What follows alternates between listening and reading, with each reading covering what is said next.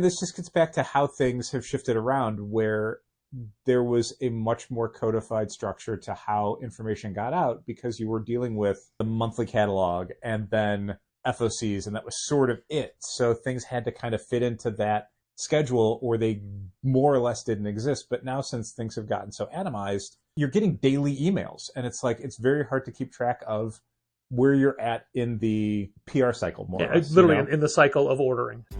In the Midwest, you know the best is there waiting, so come and join the conversation. Heister approved, fan and artist and creator too.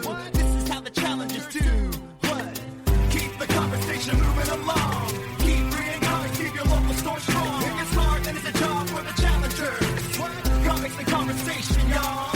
From Challengers Comics and Conversation in Chicago, this is Contest of Challengers, a comics industry business podcast with Patrick Brower. Patrick Brower. Patrick Brower. Patrick Brower. Patrick Brower. Patrick Brower. Patrick Brower. Patrick Brower and W. Dal Bush. W. Dal Bush. Dal Bush. Dal Bush. Dal. Dal.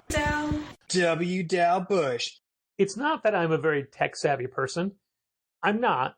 I'm always willing to be not a first adopter, but a early adopter on new platforms or changes to things we're using, or even back in the day when Friendster had a new look or MySpace had a new look, or even now when Facebook has a new look. I'll always say, yeah, do it now because it's inevitable. Yeah, it's going to happen. You're going to have to get used to it. So yeah, let me try doing it now, right? And I don't shy away from technology. I just may need instances where, you explain it to me, or something along the lines of a better tutorial or whatever. Sure.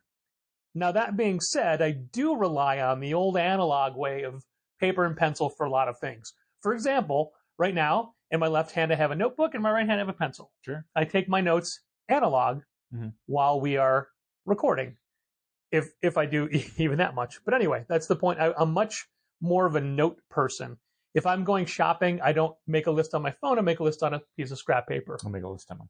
Especially if I'm like getting stuff from Home Depot for store construction. Not only will I write down what I need, but I'll write down what aisle and what bin it's in, and I'll draw a little picture just for my own reference. Even though I'm the one buying it, I should know what it is. So I do appreciate paper and pencil more often. And in fact, there was a teacher, a high school teacher who was in yesterday. His mom's an elementary school teacher. And after he bought his books, he's like, well, can I get some conversation now? So I basically said, have you seen Thunderbolts? And he's like, I can't remember what he said. I'm like, he goes, have you? I'm like, yeah, so 1.5 times. I'm sorry, wait a minute. Who is this again? A customer who's in. Okay. And what did you say about them? That after they bought their comics. Okay.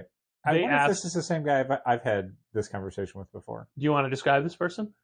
A younger guy. Yeah. He's a high school teacher. Yeah. Yeah. Black hair, mustache. Yep. Yeah. So anyway. Yes. I started talking about A, career day, and B, my most recent high school comparison, which was the TV show Adolescence, where I think high school is frightening in a horrible place. Oh, sure. And was asking him his experiences, but also how you keep the kids from going feral? well, just being on their devices the whole time. Oh, okay. And I did see like a gadget show where some of the classes, this was Ramesh Ranganathan and Rachel Riley doing a experience thing where Ramesh, who used to be a maths teacher, how a lot of the schools that have supplied tablets or devices to the kids, at their desk, the teacher has a master screen that shows you what every tablet is doing. Interesting. So it mirrors so you could see when somebody's dicking around on the internet or whatever. Sure. And this guy said he could tell by how excited they are at what they're looking at. And if they're really excited looking at their tablet, he knows it's not because of his lecture. Nope. He's an English teacher, a language arts professor. Professor may be the wrong word, but anyway. All this comes down to when I'm doing initial orders for the monthly orders for everybody except Penguin Random House, I still do it via paper catalogs. And I still... You mean like learning what you need to order? Because the orders go on a screen. Right. But like you're looking through a print catalog and going like, oh, we should get that. Or, oh, now I know what this book is about. Now I know what I want to order. So I do that. I use Previews magazine specifically to know what I want to order and to know what's available, specifically for publishers, non-single issue publishers, graphic novel publishers that we would order through Penguin Random House. But if they're in the Previews catalog, I'll be able to look at it and say, okay, there's a new volume of this manga that we order from PRH, or there's a new volume of this kid's book that's specifically a Random House Graphics book. So I will go in and put some in the cart because we don't care if we have stuff in the cart when it's not single, so long as it's not single issues. I mean, so Dallas shrugging his shoulders. So, because I do have a follow-up for that, but I'll get there in a minute. Sure. So I do need Previews, or like, for example, now we will be using Previews going forward to be like, oh, here's all the Scholastic books that they're offering for August or July. So a lot of the vendors that we deal with do a kind of catalog, but the problem that I think a lot of stores like us are having as we transition away from, the Diamond hegemony into something that is what is that word? Like a monolith, like a like the top of a pyramid, more like a sense of like a large group, an entity. Like a company or I'll look it up. I'll give you the exact definition. I wouldn't even know how to spell that. Oh, HYG. Nope. HEGEMONY. Hegemony. That sounds like the dominance of one. Oh, I'm not going to read the AI thing. No, leadership or dominance, especially by one country or social group over others. Okay, so that's how I would have termed like Diamond. While there were other distributors and other things, Diamond was the thing. Yeah, but now it's all dispersed into a variety of different, publishers and distributors of different sizes.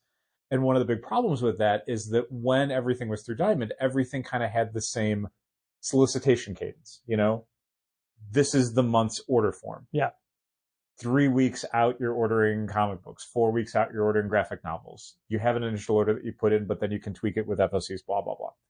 But now it's like Penguin Random House has their thing and Lunar has their thing. And those they still have FOCs on the same days, but then you have outliers like when you order Yen Press stuff from Hachette, where it's like, there isn't a catalog and I don't know where this is. Yeah. And we could probably go to the Yen Press website and find out like, when is this stuff coming out? But we don't have anything that's directly targeted at retailers. And like stuff like Scholastic, they'll send out maybe an email where it's like, here are the things that we're listing for this quarter. But it's like, we've never ordered direct through Scholastic before for pre-orders. So I don't know how often that happens and how often we need to be doing our orders. Is it every week? Is it every month? Is it every quarter? Brandy Bishop at Simon & Schuster has a thing where she'll send out about Viz stuff. But again, we don't normally do Viz pre-orders outside of Diamond, so I don't know if it's how often do we need to be looking at this, and can we tweak our orders, and are we just putting in an order and that's it? You can only go up from that, you can't go down from that.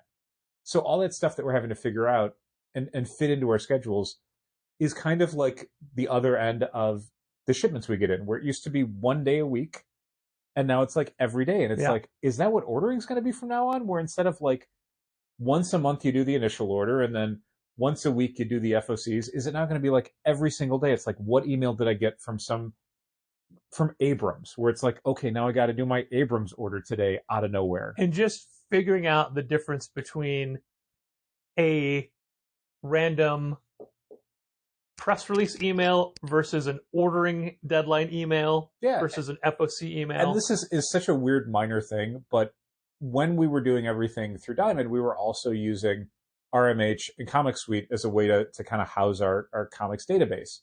When you would place an initial order or an FOC through Diamond, it would then be reflected back into your database. So you'd be able to look and see, like, did I order this? Do I have any on order? And if so, how many? Shopify Managed Comics don't really do that. You don't have anything in your database until you receive the books. So what you've ordered, you're kind of at the mercy of what a website's reporting. And so for a lot of this stuff, it's like, I don't if we end up doing a Hachette Yen Press thing 2 months out because they've just said like, hey, we opened these orders for this book, and they're not, again, working on like a monthly catalog system, are we going to remember that we ordered that? Are we going to think we ordered it? And how do we have to go back in and find it to say like, did we order this, Night Eaters graphic novel or this new volume of a manga? Like, again, not having all that stuff in one place, not having it all look the same way, just creates a lot of extra frustration and chances that we're going to miss stuff. Like, that's what I always fear is if someone's going to order something and, God forbid Diamond goes away or whatever, and these micro publishers we don't have access to, how do we remember to do that? How do we make sure that gets done? We're already on the back foot of having to look at orders from January forward for places like Scholastic that we did place through Diamond, but they've just never received. Yep. And try to figure out. I think we caught up that way, but we haven't moved forward from like March and April orders. Yeah, I mean, we basically just did what's been released. Yeah, not what we have pre-ordered for. So again, I can go backwards through the old previous catalogs that we've kept and see what was listed through Diamond and say, okay, we need to order these through. Yeah. And then inevitably they pull from Diamond and we're like, no, fuck you. Yeah, I mean, I'll risk it at this point. Yeah. The good thing, question mark, about potentially missing stuff because catalogs are everywhere now and we don't necessarily have a good clearinghouse for that stuff, is that for the most part, it's not stuff anyone's pre-ordering and most people wouldn't notice if we didn't carry. Or they don't exactly know when things are coming out. No, I mean it more in the sense of like a lot of the things that we would be talking about getting from other publishers than from Penguin Random House, Lunar, is stuff that like we like to have, but no one's really ordering. Yeah. So if we have it, they might buy it, but they're never going to miss it if we didn't carry it. It just makes us feel like we're less rounded. Yeah, it's an additional stress point of just trying to figure out like, how do we, again, for like a lot of manga series, like how do we make sure that we didn't miss a volume? Because we just didn't know it came out. We ordered it and it came out and we didn't know we didn't get it. Like he says, as if when doing the initial orders for Lunar, it's very easy because their catalog is in alphabetical order by publisher and it lists everything, and anybody that we would normally order that goes through Lunar, we order through Lunar. Yeah. If we have the option of doing a Lunar, we do Lunar. So it's easy for me to go through and say, oh, it's all of these. But it's still helpful to me to have you do a first pass through previews and circle things that you're interested in. So when I get to Drawn a Quarterly or Fantagraphics and I'm like, do we want this book? When I'm looking at the Lunar screen, Sure. I can pull up the book and see if you circled it or not. I think I've mentioned this before, but I think it would be genuinely helpful for Lunar to do a single copy of their catalog as a print catalog for each retail account each month. Yeah, I agree. I'm not asking them to replace previews. I don't think there's a ton of value in a consumer version of their 300-something page monthly catalog. But I think a print catalog for retailers to have at their disposal is way better than just having it as a PDF. Yeah. I think, again, one copy per account, I would hope at this point would not be a huge financial obligation for Lunar. I know it's an expense. I think there's value in it. Like even Image, their catalog is not 300 pages, but they offer retailers like for free, here's a copy of Image Scene, I think it's called. Yeah, maybe. and then we could buy more if we want, which we don't. Because it's a giveaway catalog, and I don't want to pay that much for a giveaway catalog. But we'll carry for the shelf. Zdarsky Comic News. Well, I was going to say IDW, Marvel, and DC because those are free. We could buy substantially more, but it's like we throw them away every single month, and they're free catalogs. So I don't want to pay anything for them. I was just saying that we'll pay for the former Zdarsky Comics News because it's a couple of cents per issue. Yeah. Now that it's stocking hundreds. Now that it's Stegman's health. I don't know if I pay that. Yes. We'll see. Depends if they win the Eisner or not. I did immediately vote for the Eisners this morning. Oh, nice.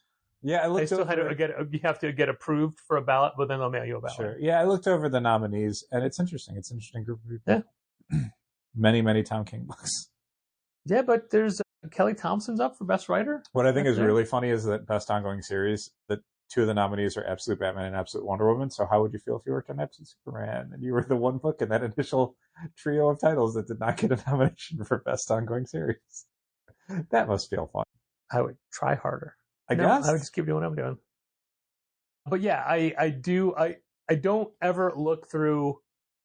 I look through the Lunar catalog, their PDF catalog, when it's released to see what's coming out, to see what I want to highlight, to see what we're looking at in the future. But I don't look at it when I'm doing the ordering because basically that catalog is their order page. Yeah, and it's in the individual listings. Yeah. Like it might be formatted differently or have like more art or whatever, but that's not information that we need at our fingertips. And what we need are the basics of like, what is the title? What is the cost? What is the page count? Who are the creators? What is the book about? What does the cover look like? Is there any promotional sales data that I need to know? Like, is there returnability or some sort of bundle deal or a higher discount or whatever? Like that's the pertinent stuff I need when I'm looking at the screen, when I'm finalizing orders. And while it doesn't give you sales data, because how would it know that? It does give you order history. And a better and more robust order history than Diamond does. Diamond just gives you the last issue you ordered and a total number for all covers. Yeah, PRH and Lunar both do a good job of giving you really granular previous issue data where you'll, again, have multiple issues, but then individual covers and stuff. So you can kind of see like, oh, I ordered 8 of that one variant, but that's not going to be like this variant, so I'm not going to order as many or whatever. Yeah. Well, I ordered how many of this variant? Oh, that was a Jenny Frizz variant? That makes sense. Things like that. Yeah. As opposed to Diamond, which is just over all covers, you ordered 82 copies. Yeah. Great. How many of those were incentive ratio? I don't know. Yeah. Speaking of catalogs, though, I should also mention that I think it'd be useful for Penguin Random House to do a single copy in print for their panels catalog for retail accounts. I know it sounds really like Luddite and retro to be like, no, we need a print catalog. Like I think the argument could be made that like it's an unnecessary expense and everyone needs to get used to doing it digitally. But again, I think just having one print catalog that you can have access to make notations, to read offline, to whatever, I think is a valuable expense. I do too. And I also, a distributor. I don't need necessarily publisher catalogs. I appreciate the Marvel one. I appreciate the DC one, but I much prefer the distributor catalog because it's everything for the month. And yeah, it's nice to have it all in one place. Yeah. Even the Lunar, I don't remember what they call their phase, final phase, first phase, something phase. Next phase. They put the DC stuff inside the catalog. Yeah, and the image as well. Yeah. So like they've got... You can read the image one individually and the DC one individually, or you can read a comprehensive Lunar one that includes the DC and the image one in it, which is why it's 300 plus pages. Yeah, and that's the one that I always go to. I always go to because it's got everybody in it. Yep. It's a PDF, so you can't steal photos. You can't, right click and blow up and steal for you. You got to find them elsewhere. But there's plenty of other resources online to do that for. Well, and additionally, like by the time that catalog goes up, all those images are in Lunar's database for the most part, I think. Yeah. Or at least they will be within like 72 hours. So if you see anything in there you want to use, it's like, oh, just go to the other tab and type in what you want. Inevitably, they're available in the subscriptions tab on our website via Managed Comics. Yeah, again, by the time all the catalogs are done, that's when all that goes up. Yeah, so I definitely still prefer a print catalog. I'm very curious to retailers who are listening to this, how you do it, what you prefer. How many people are like, no, I do it all digitally, it's fine. Or who the people that prefer a printed catalog. I know a lot of people, I've talked to people, a lot of people are saying that get previews from us, and let's just say, keep it in the bathroom. Yeah, it's fine. Right? Because don't bring it back in, but it's fine. No, they're yeah, exactly. And there are specific subscribers we have that we give them a copy of, say, Marvel previews and say, you need to fill out the little checklist in the back. It's your homework. It is your homework, just to make sure we're on the same page with what you want, because there's a lot of trades you might want to order that we wouldn't stock. Yeah, and I would much rather give you a catalog 2 months out to say, fill this out and tell me what you want, than have you come in the week something comes out to say, oh, you didn't order this. Can you get one for me? It's like, well, boy, I would have liked to known that when I was closing orders instead of now, and I have to reorder it and deal with that whole process, which isn't, super cumbersome. But when it happens multiple weeks in a row, it's like, we got to solve this problem. I'll be honest, I'm a little bit happy that you have a very similar feeling about printed catalogs that I do. Sure. Because you are way more tech savvy than I am. No, I mean, I understand where like publishers are coming from and the idea of, it's more in the same way that we look at managed comics as being an upgraded, better experience than printing out a monthly half sheet of books that which you can sign up we used for. to do. Which we used to do, but we got away from because it's like, oh, this is way better.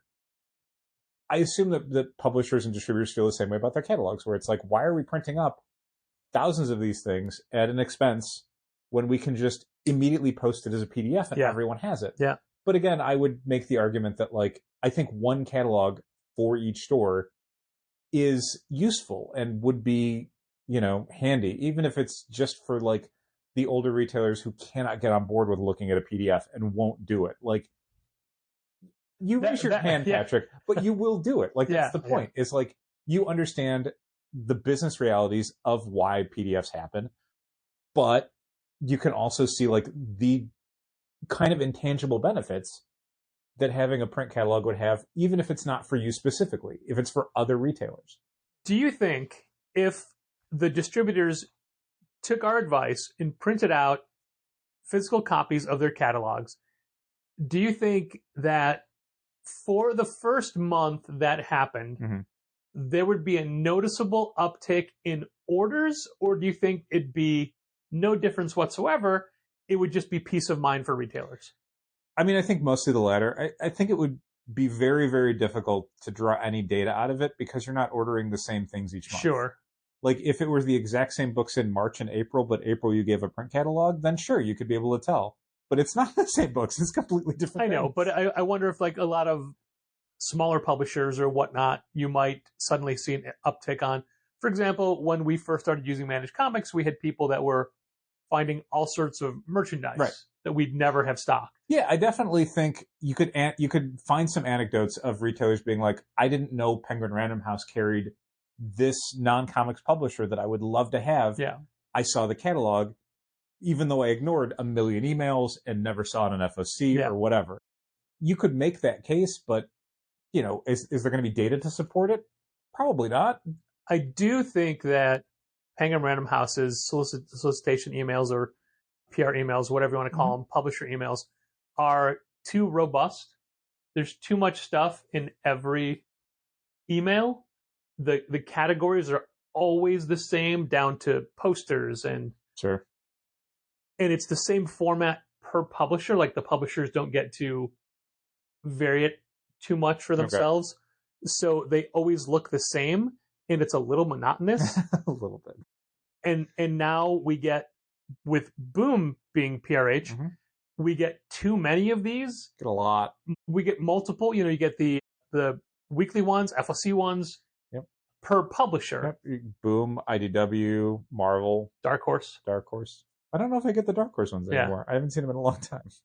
I don't think I get those. It's just a lot of information, and it would be nice if it was only one email. I mean, again, this just gets back to how things have shifted around, where there was a much more codified structure to how information got out because you were dealing with, again, the monthly catalog and then FOCs, and that was sort of it. So things had to kind of fit into that schedule, or they more or less didn't exist. But now, since things have gotten so atomized, you're getting these, like, you're getting daily emails, and it's like, it's very hard to keep track of where you're at in the PR cycle, more or less. It's literally in the cycle of ordering, where you'll end up having to hear about the same things multiple times, but on different days. And it's, the constant noise of it is really getting to be a bit much.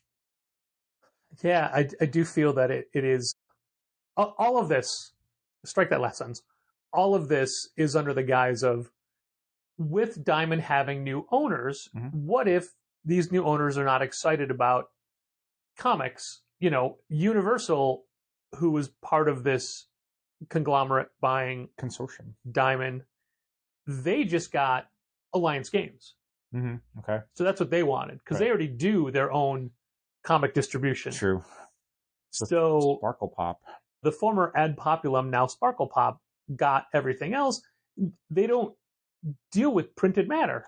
Yeah, I mean, that was a thing that was coming up when Alliance Entertainment was potentially going to be buying it, was the thought that, well, they're really like a physical goods, games and toys distributor.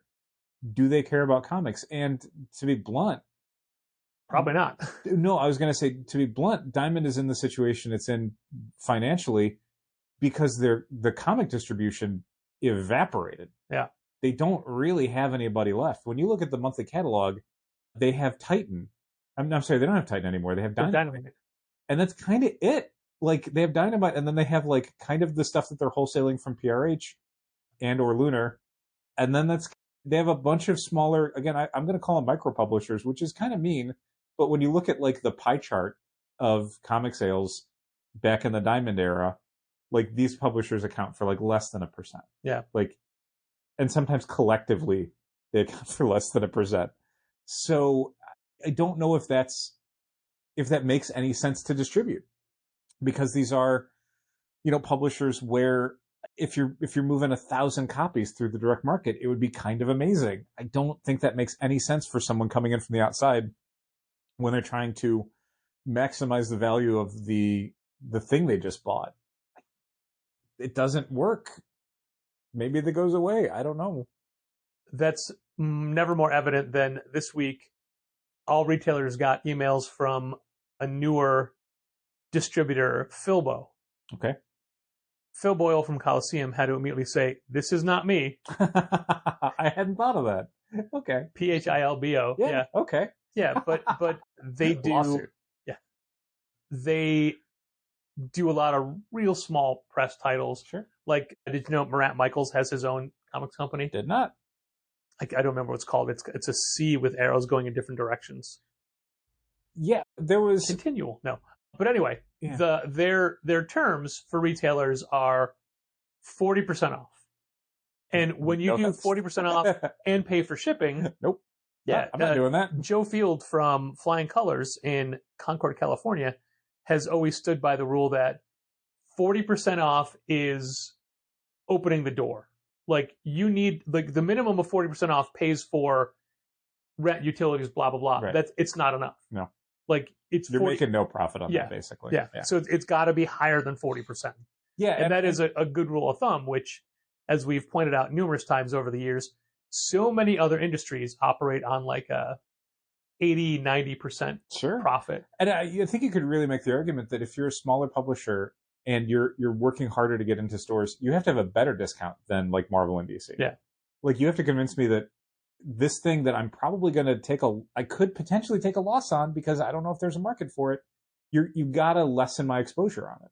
It's the same way that even publishers like Marvel, DC, Image, Dark Horse, Boom will do things like returnability. We'll do things like higher discounts on the first issue. We'll do net price bundles because they understand that, like, just getting the product in the door to show that it can sell is necessary. So yeah, if you're saying like, I'm a small publisher, your store's gotten by fine without carrying my products.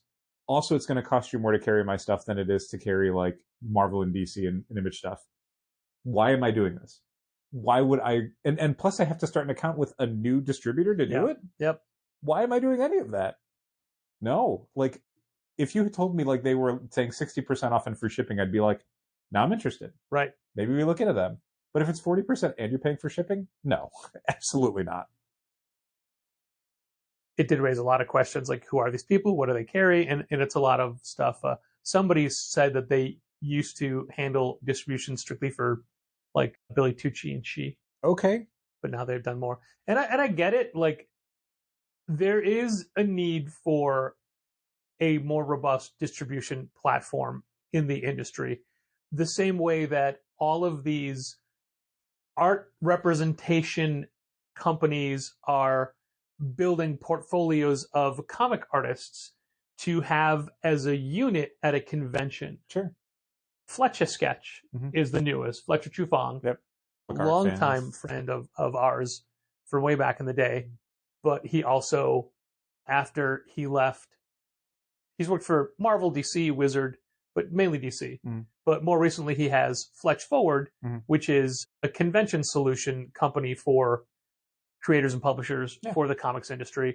But now he's building his own stable of creators to be able to represent a group of them at a show, Right. the same way that, row one or row A and B at C2E2 was Comic Art Collective. Comic Sketch Art? Comic Sketch Art, that's the one. Where it's all like, hey, it's all of our people in this block. Sure. And that is much more of a common thing that is happening, where it's creators who are banding together with representation to be like, oh no, to negotiate better. Yeah, we're going to get you a better deal, right?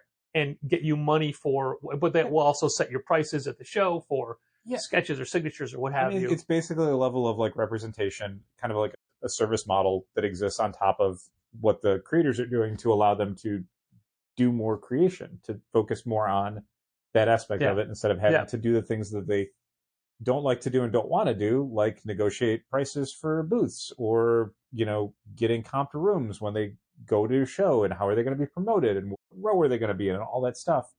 Like, I don't think anyone wants to do any of that, which is why you give a cut to somebody who's going to do that for you and, be your advocate, more or less. I wonder if it's easier or harder for convention organizers to deal with groups like that than having to deal with everyone individually. I'm sure it's like any union where it's like the benefit is you're just talking to one person instead of 50.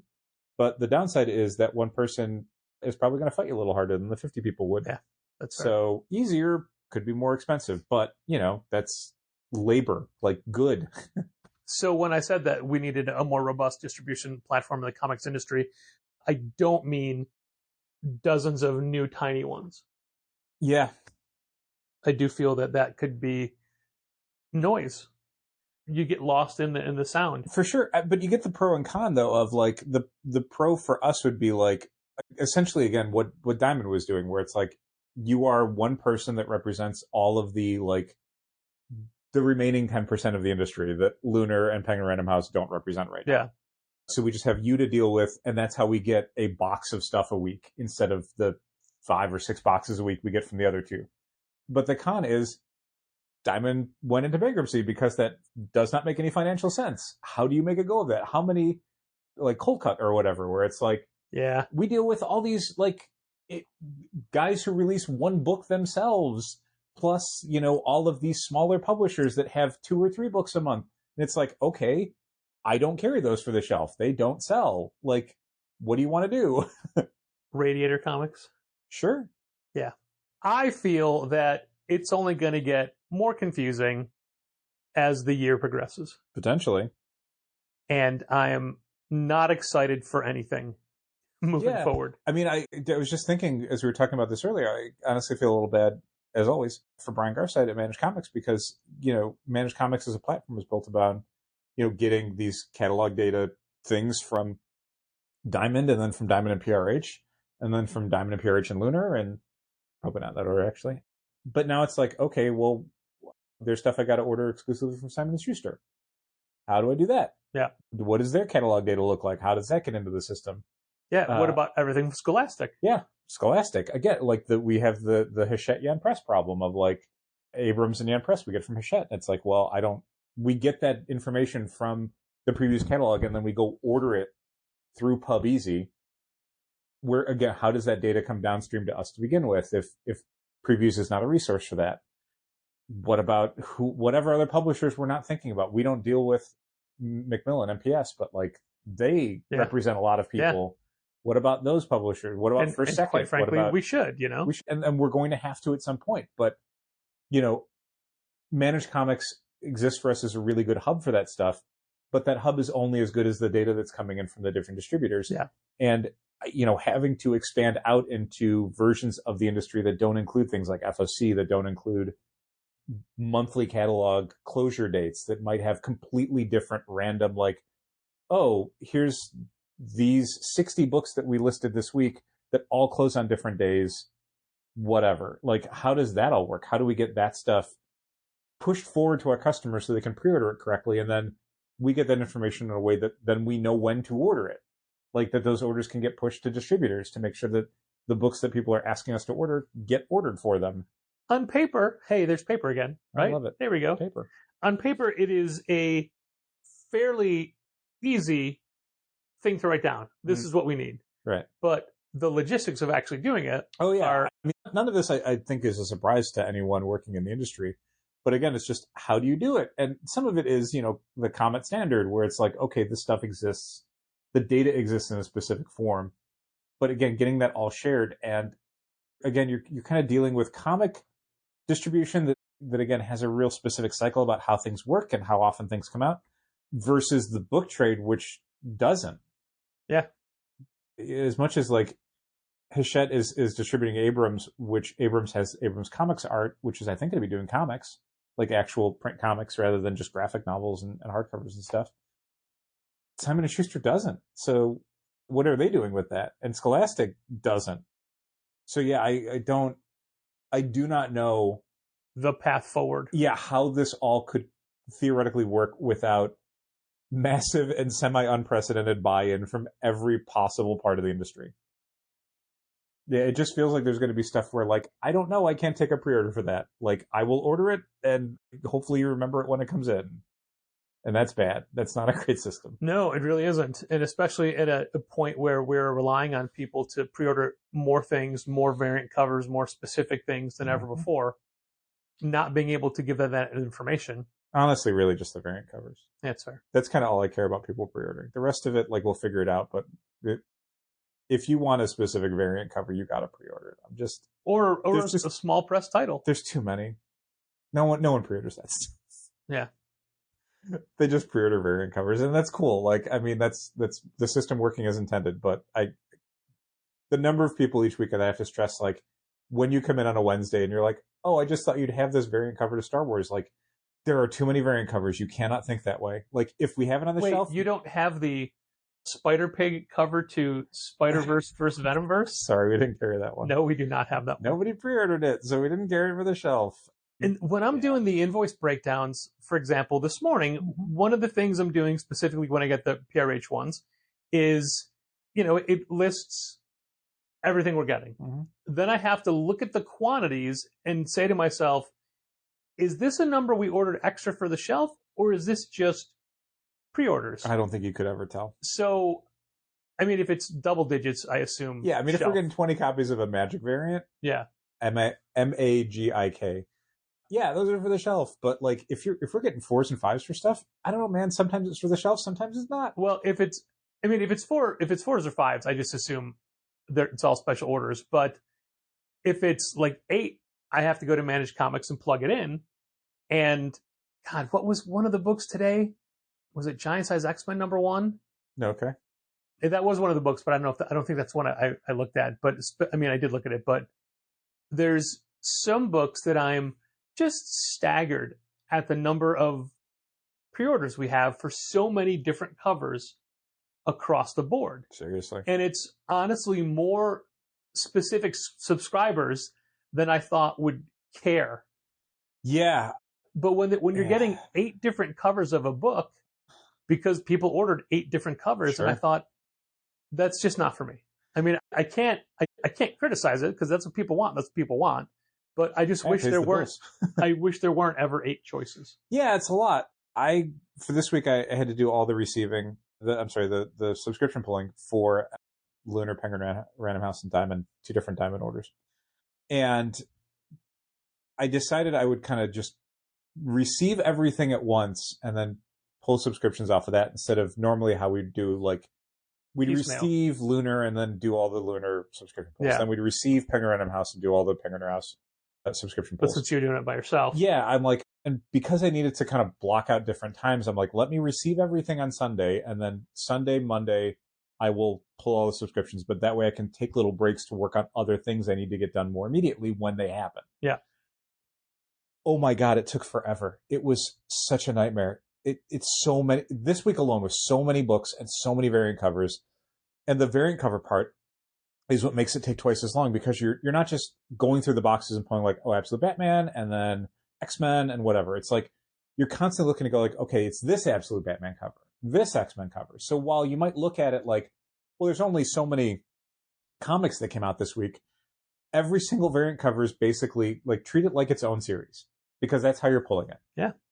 It's hundreds of different titles each week because of the variant covers. And that slows it to a crawl, man. And all the Marvel books, you have to know who the artist, you have to be able to recognize or be able to tell. Yeah, because they don't say. I don't know what Ivan Coelho's art looks like that well. Yeah.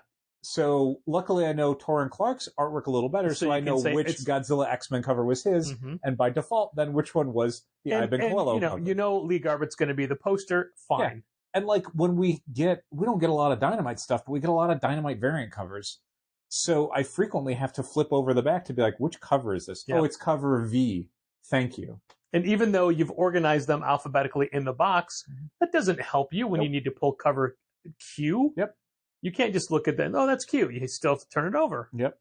So all that. Thank God it says on the back what it is. Yeah. Again, like I was frequently having to look at like the little corner box for DC or the back of the book for Dynamite or Boom to be like, which cover is this?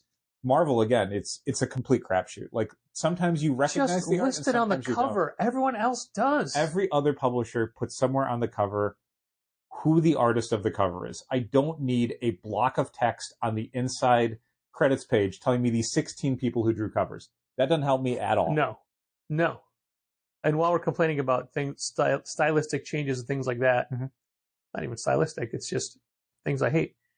Still, I want to point out how much I hate the way Boom is listed with their covers on Penguin Random House now. You mean Grim number 13A, parentheses, main, comma, dressed? Artist name? Yes. Hate it. I was thinking about how you complained about that a few weeks ago when Distillery was up for the first time on FOC for PRH. Yeah. And so I'm like, I wonder how Distillery is going to list their stuff. What's really funny about it is because they're relisting all their Diamond stuff, it's listed in the Diamond format. Great. It's just all capital letters with the Love Diamond. Like they just cut and pasted however Diamond had it. Let's do it. That'll eventually change. Let's do it. Yeah. But I'm like, that's really funny. Now they are like one of the only people that's like only capital letters. Yeah, so many extra steps just to make everything match. Yeah. I feel like one week I should just do it how everything is listed and see how everyone see how bad it really is and how much massaging has to be done every week. God.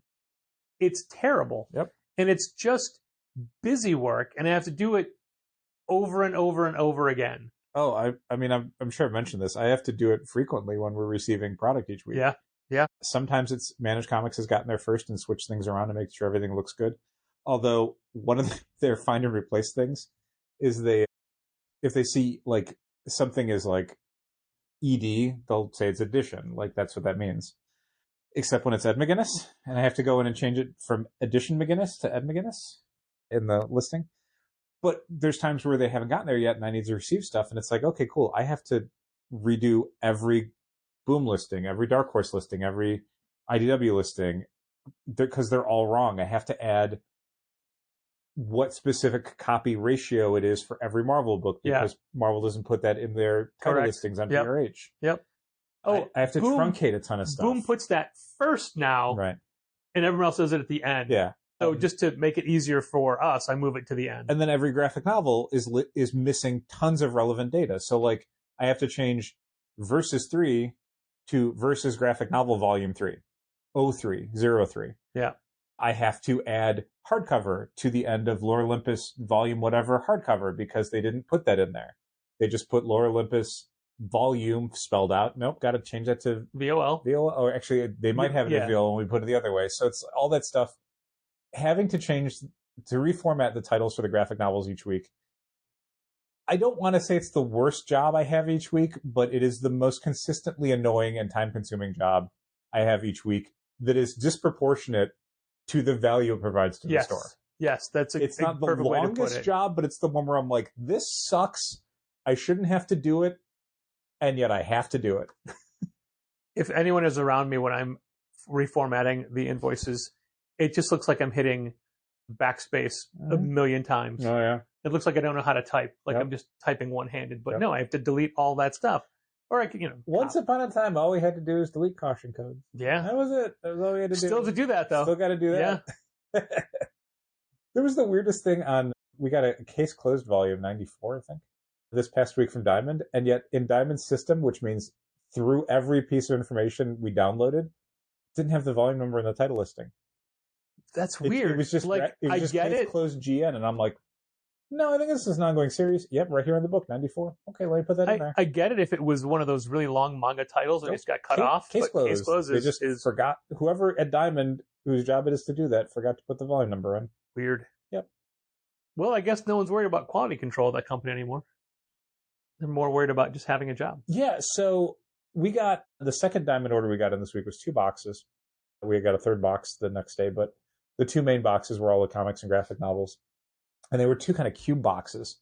And one of the things that's been a nightmare about Diamond recently is because they're not packing inner boxes inside bigger boxes, there's more damages happening because there's less cardboard between the books and the, environment. Yeah. So when things get dropped or kicked or knocked into during their multi-day trip from a warehouse to us, every stupid Dynamite cardstock cover gets damaged and becomes unsellable. So when I saw this, I'm like, oh, it's a cube box. So I guess maybe they have like the inner box inside. And I open it up and I'm like, they didn't. This sucks. These are all going to be damaged. Somehow they were all fine. Oh. No comic damages this week. No graphic novel damages from Diamond this week. All-Star in Melbourne is having a ton of damages from Lunar. Oh, interesting. And a lot of their trades are banded. Oh, weird. Yeah. And I don't know if it's seen that. I've never seen it either. I wonder if it's because they get all their stuff from Diamond US. So I wonder if it's because it's going overseas, but the banding causes damage. But more than that, they're getting a ton of box rub damage because Lunar puts 1 half-size cardboard flat to cover the seams at the bottom. Okay. But it doesn't cover the entire bottom of a box like Diamond used to. Oh, sure. Or right. PRH does. Yeah. So just there being even a tiny little spatial gap, and also it's brown versus the white of the seam covering is it's the white side is facing up. Okay. The book's just rubbing in transit, and plus it's going so much further than it's coming to us. They get a ton of environmental damage and surface damage. Yeah, I can't say I've seen that with any of the stuff we get from Lunar, whether it's initial orders or reorders. Yeah, but the banning of a trade is a thing of stacks of trades. That's weird. Yeah, I wouldn't like that. But also because of the distance and whatnot, they try to for sure do massive orders to hold them over for time. This was the first week we got in a Scholastic order. Mm-hmm. How was it packed? How were they packed? I noticed they have their own branded boxes and their own branded tape. Yeah, it's neat. Not great. We had probably a handful, less than a dozen books that I'd be like, they aren't in great shape, but they're probably still sellable because they're going to kids and kids aren't going to care. We had one book that I'm just like, absolutely not. Unsellable. The problem with the Scholastic stuff is that the box cardboard is very, very, very, very, very thin. I did notice that. I did notice how much thinner it is compared to everybody else's. And the books are all kind of different sizes. A lot of Scholastic books are kind of that same, bone size format, graphics format. Yeah. But a lot of them aren't. And we get hardcover books and we get softcover books and we get little mangas and we get great big hardcovers. So they don't all fit the exact same way. So the boxes are all kind of warped and damaged and the books inside move around. This was a really big order, so I guess maybe it worked in our favor because the boxes were pretty full. If they were less full, I think we would have had substantially more damages. Did I see right? They used basically the same kind of packing paper that PRH uses? I think so. Like I don't really remember. The honestly. Dr. Octopus arm kind of put it all out of my head. Star paper. I don't remember there being a lot of packing paper, but I don't also remember there being a lot of space in the box for there to be packing paper. Like you didn't shake the boxes to see how much does stuff rattle around inside. No. Which is the thing I always do when I pack our boxes. My Tuesday was incredibly busy, and that's when this giant order showed up. And so I moved it to the extent of putting it under the shelves and sidekicks to then deal with it on Wednesday. And then Wednesday was so busy that it was just like, let me just crack open a box and get it going. I don't have time to really analyze this. Whoever started doing that with the shelves and sidekicks, I like it a lot. It was me. Good, like with the free comic day books, right? It was me. Yeah, it works for they're basically hidden, but they're still close and at hand. And it was... I was doing it, I think, because... Well, no, it wasn't for the Free Comic Day comics. We were doing it for the Minor Threat stuff. Oh, yeah. Because this all came in, it's like, I cannot put these on top of the bookshelves. They're very heavy, and there's a lot of boxes. So I'm like, we'll just put them under here, because no one's going to notice or care. And no one noticed or cared. Right. And also, it was a great way to put Free Comic Day books there, because we get them so far in advance. Yep. But also, the trash room has a frequent habit of the sewage backing up and spilling into the back hallways and ruining anything in its path. Yep. And we've lost like donation boxes and stuff before. Yeah, I don't think we've lost any really sellable goods, but it's because we don't keep sellable goods in the back hallway. For that reason. Yeah. But yeah, it's like, like we had just enough room for the free comic day books. Yep. Yeah, now we've used it 3 separate times. I'm like, I like this a lot. Yeah, it makes things easier to get at because again, we would normally put stuff. No, I mean for most people, because we would normally put stuff on top of the bookshelves, and sometimes that can be difficult for people to get down. Yeah, because the boxes are very heavy and also unwieldy. For being 17 years old, those bookshelves are holding up really well, but they're not meant to put that kind of weight. Oh no! I mean, there's multiple bookshelves that I can see the top of, and I'm like, we can't put anything up here anymore. Yeah, we are risking them falling apart. We also had some damage to one because the electrician who was putting the new lights put his full weight on that, and it just watched it go dent. It's metal, but it's thin metal. Like they're great for keeping, a few dozen pounds of books, but like it's not like, an inch thick metal. Right. It's not. It's very thin. Yeah. But it can be thin because it's metal. Like the shelves the book are on are all double reinforced. Yeah, they're folded. But the tops are, cosmetic for the most part. They're not meant to put anything on top of. Especially not weighty stuff in the middle, which is like the worst place to put anything on a sheet of metal like that. You're asking it to warp and cause damage. Well, I don't know that we'll ever have a Scholastic order this big again. It was the you need to spend this much to open an account with us order. Yeah. Which was, let's face it, years overdue. Yeah, we've talked about it a number of times, and we always found a reason not to do it, and that reason was you have to spend a whole bunch of money to start an account, and we couldn't make sense of it. But it became inevitable. Yeah, it was a necessity now to be able to get the stuff that we'd been missing for the last 4 months, which helped us hit the minimum we needed because we could say, oh, here's 4 months worth of stuff that we need on top of, I guess let's just get a ton of Dogman books. Let's get a ton of Amulet books. Let's get a ton of you name it. There's so many series. If you are looking for younger reader books, good news. We have a ton of them back in stock now. We're probably better stocked on Scholastic stuff than we've ever been in the history of Challengers. Woohoo! All right. Well, I have read a ton of PDF previews this week. 1, 2, 3, 4, 5, 6, 7 different books. Wow. And you have read none of them. No, I hope to this weekend, but my mom's in town, so I don't know how much I'm going to have time to sit down and read a bunch of stuff that's imminent. I'm honestly surprised that we had time to do this podcast as well because you are squoze it in. Spoken for a while. My mom's 80th birthday this weekend. Wow. Happy 80th, Diane. Happy birthday, Mom. She might be hearing this on her birthday. Yeah. I don't know. I mean, I hope she's doing better things on her birthday than listening to this podcast. She likes listening to this podcast. Okay. Yeah. That's nice. I got her a really good present. You really did. Yeah. You got her a way better present than I did. I think I got her a more expensive present, but you got her a better present. Yeah. Well, it's not about that. To be fair, the better present is me spending the weekend with her. And I didn't get her that. That's way more important than your genuinely thoughtful and clever gift. But yeah, it's her birthday this weekend. She's coming to town, and we're gonna hang out and do some stuff. And hopefully, we'll have some decent enough weather. It is unseasonably hot outside today in Chicago. That is 24 degrees above the average for this time of the year. But that's Florida weather, so she's going to love it. Oh, yeah. Yeah, it's 87 degrees as we were recording this. Yeah. The historical average is like 65 degrees.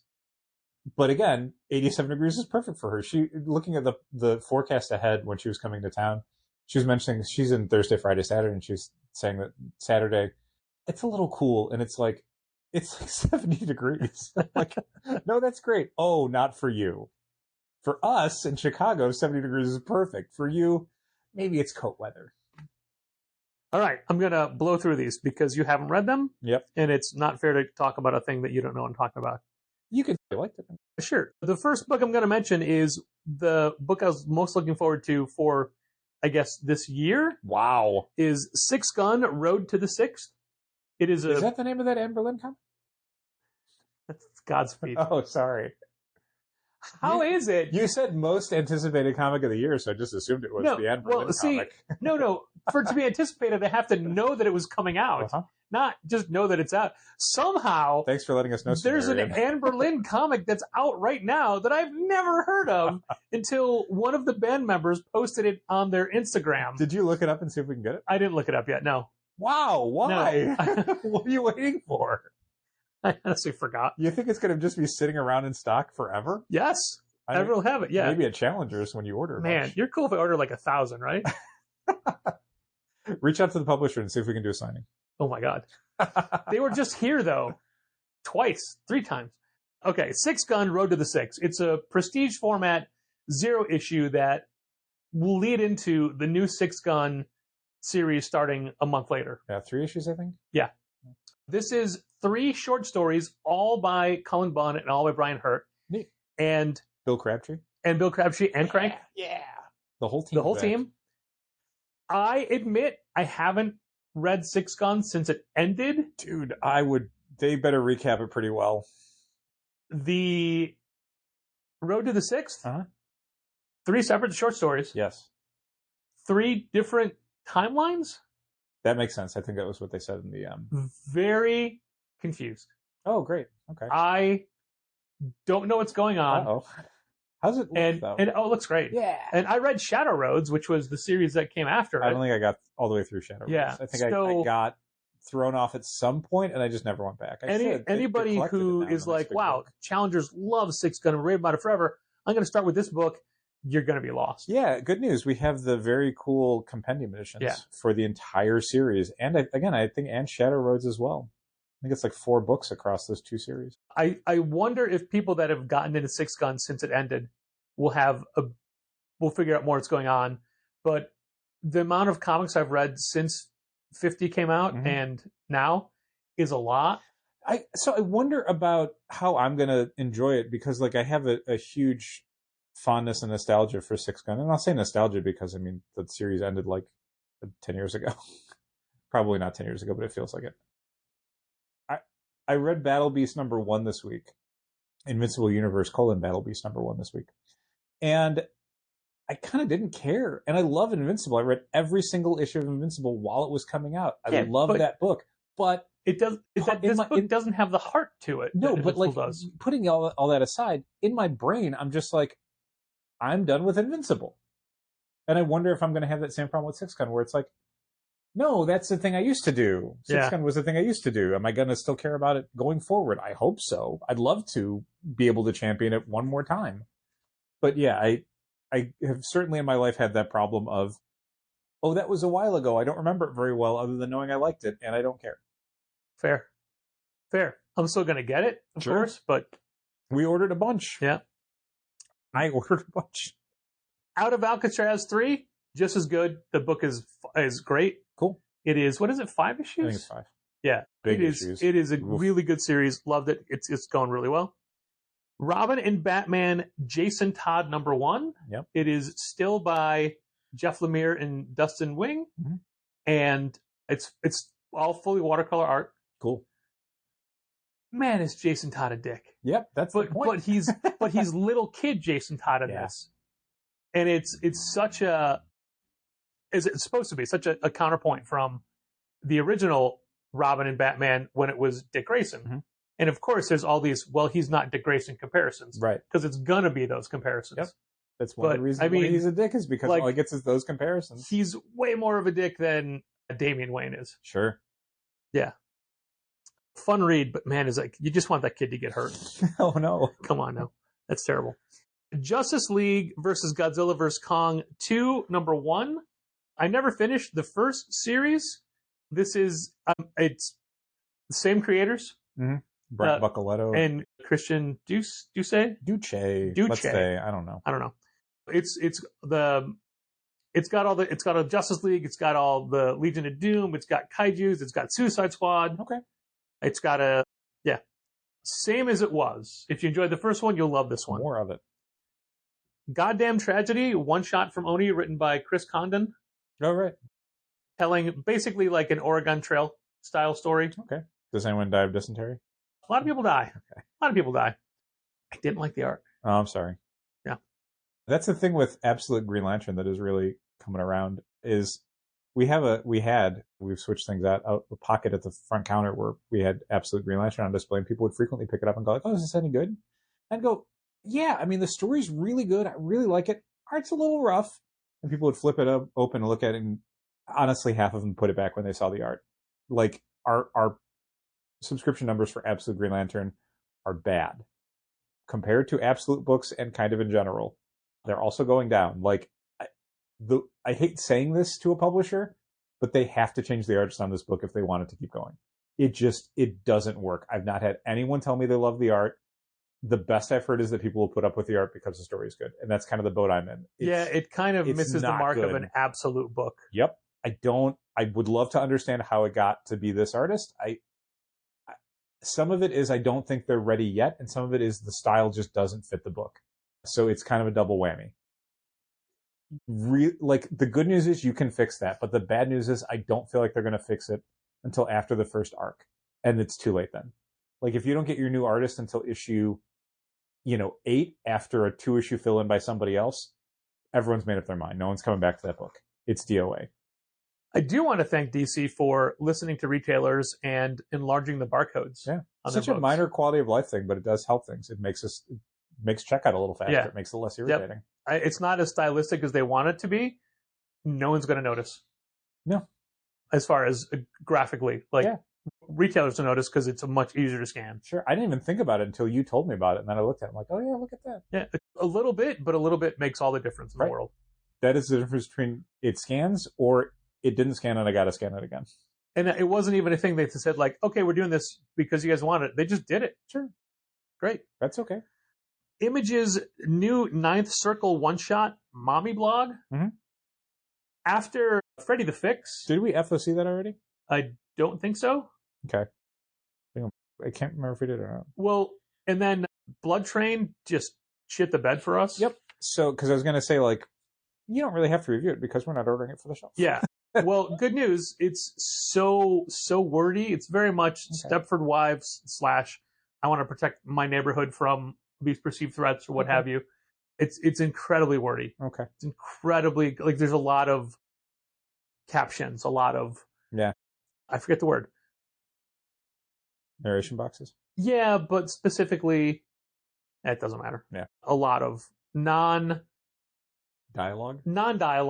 caption boxes. Mm-hmm. Explanation. Narration. Exposition. Okay. That's the word. Exposition. Okay. Yeah. Okay.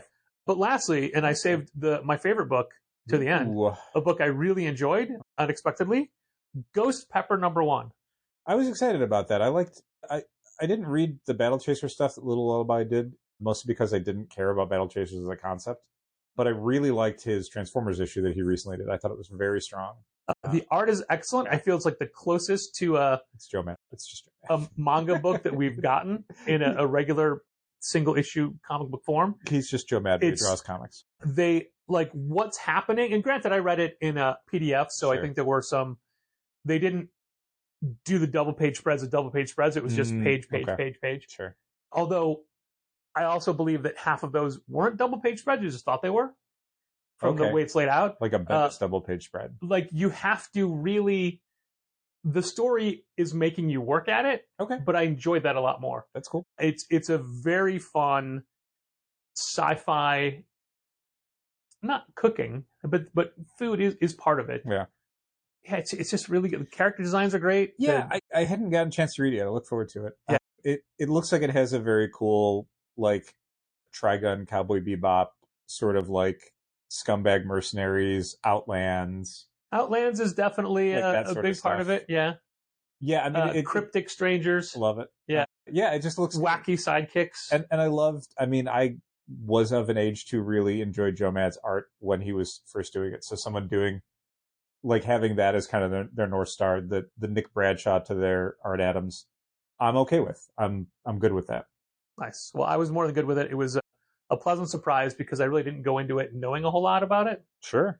And really enjoyed it. So there you have it. Ghost Pepper #1. Great. 6-Gun, Road to the Sixth, leading to wonderful, wonderful things. Out of Alcatraz, as good as it's always been. Robin and Batman, Jason Todd. makes you root for the bad guys. Everyone gets a crowbar. No, come on now. And there you have it. Dal, again, happy birthday to your mom. Happy birthday, Mom. And have a great weekend. Thanks for listening. Keep reading comics. This has been Contest of Challengers. Thanks for listening. Keep reading comics. Challengers is located at 1845 Northwestern Avenue in the Bucktown neighborhood of Chicago. 773-278-0155. Keep up to date with new releases and events at challengerscomics.com.